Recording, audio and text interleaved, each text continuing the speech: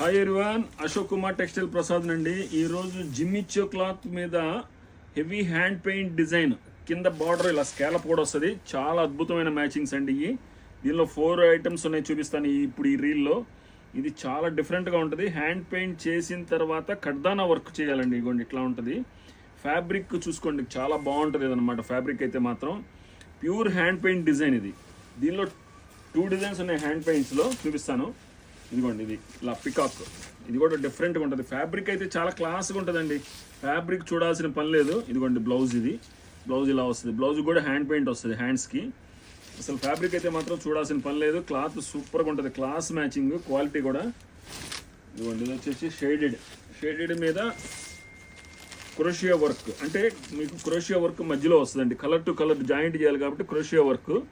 Border వచ్చేసి ఇలా వస్తుందండి. ఇది వచ్చేసి పార్టీ వేర్కి సూపర్గా ఉంటుంది, చాలా బాగుంటుందండి. క్వాంటిటీ స్టాక్ అవైలబుల్లో ఉంది.